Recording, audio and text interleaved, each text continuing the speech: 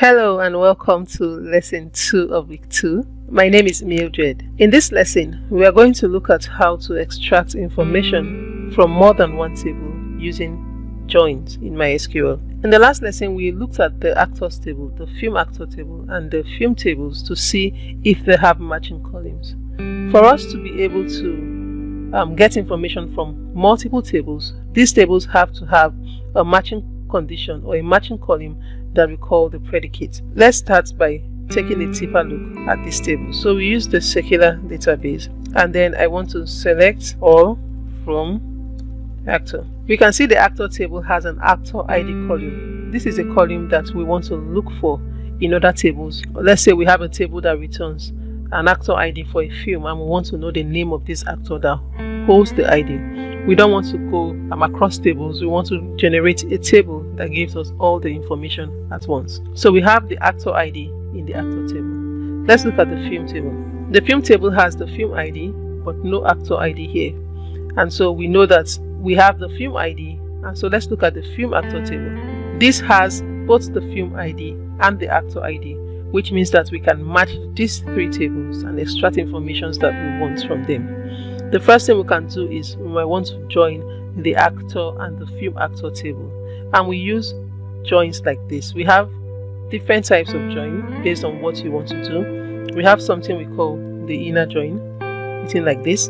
An inner join is just a statement we use to select records with matching values on both tables that specify. We use the left join if we have multiple tables and we want to return all the records from the left table that has a matching record in the right table. We also use the right join statement when we want to return all the records from the right table that has matching columns in the left table, and then we use the cross join to return all tables. So left join is written left join like this, right join is written right join like this, and cross join is written cross join like this. Alright, so let's look at how to join the actor and the film actor table to extract important information. We can say select all from film actor, and then we use the clause inner join actor on. So the matching column now is actor ID on. So we are going to do film actor dot actor ID is equal to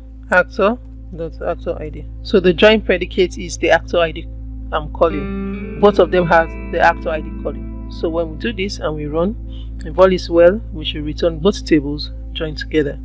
So we have the actor ID appearing twice. Here you can filter what you want to select. So we do something like select A dot film ID, A dot actor ID, B dot first name, B dot last name, and this last is underscore name. From film actor A, where we use A as the alias for the film actor. And when we say A dot film ID, A dot actor ID, we're referring to the film actor table as A. And so we put the alias here. From film actor A, inner join actor is going to be B on film actor. So now we're going to put it on A dot actor ID is equal to B dot actor ID, since we are using aliases. And so now when we run this, we should get each return. We have the film ID, actor ID, first name and last name. We have this settled. But what if we want to see the title of the film?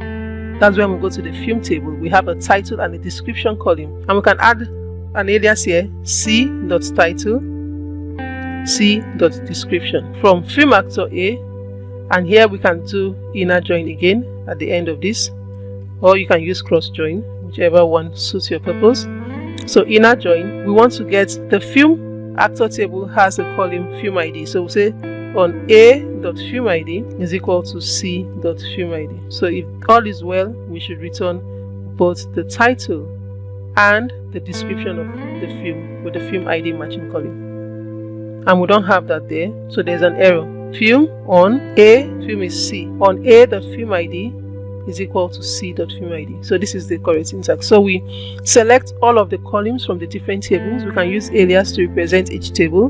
When we name the table, we have to put the alias in front of it so that MySQL will know that when we say A, we refer to film actor. When we say B, we refer to actor. When we say C, we refer to film. So when we do that, we inner join actor B on A dot actor ID equal to B dot actor ID, and then we inner join again film C on a.filmid equal to c.filmid.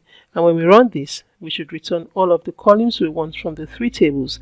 And this is how we use joins. This is a complex method of using joins, but the other methods are easier, where we just use a simple syntax of select all from table 1, inner join table 2 on this or on the condition. So this is one way that you find very handy when you start doing this in software development, where you want to return columns or information from different table to make sense, or to do something that can be done just on one table alone. So this is where we end this week's lessons. You need to practice to understand this. It looks complex, but when you get the hang of it, it's almost like English syntax. You begin to understand how this works. Thank you, and see you next week.